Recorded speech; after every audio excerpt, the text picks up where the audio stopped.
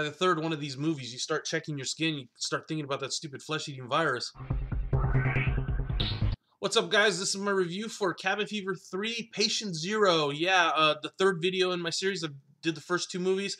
And this one was directed by a guy named Cary Andrews. I believe that's how you pronounce his name. It's K-A-A-R-E. I'm assuming it's Cary.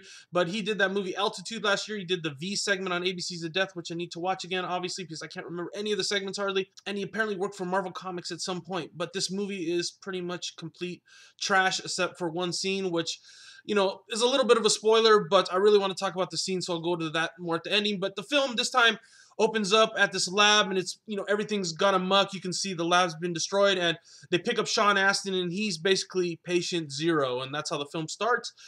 He's isolated on this lab that's on this secluded island. In the meantime, this dumb guy that's getting married in the Dominican Republic hooks up with his buddies, of course, to have a bachelor party on a boat. They wind up on this island where the lab Sean Astin's at.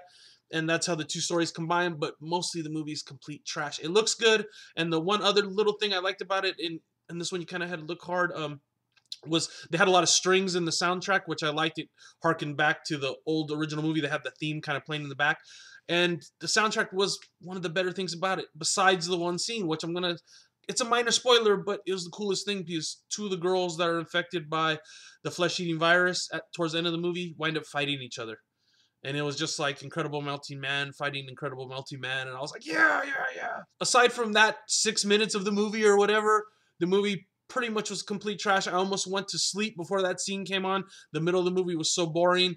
It's just really convoluted. They get to the island, and then they have to go searching through the island. It becomes like the haunted house thing where they're going through room to room. And I was just like, oh, and then Sean Astin's character is so unbearable. At the end, it kind of plays out a little bit better, but God, his character was just really hard to like, and so was any of the other characters. Some of the worst acting I've ever seen. The two assistants to the doctor, of course, the evil doctor. One girl is like this beautiful blonde with her, you know, bust all sticking out with her glasses on looking all sexy. She's one doctor assistant, and the other one is this Latina girl who's pretty, but she cannot act for crap. She cannot, every time she delivered a line, it was like total cringing. It was just horrible. Fair, you know, blood and gore, some blood flying out of the mouth at people's faces and stuff like that. But, you know, the first two movies did it better, pretty much did everything better. The only way this movie beat them was that one scene. So I'm only going to give it a 2 out of 5 stars. Yeah, if you've seen Cabin Fever, Patient Zero, Cabin Fever 3, whatever you want to call it, let me know what you thought down below.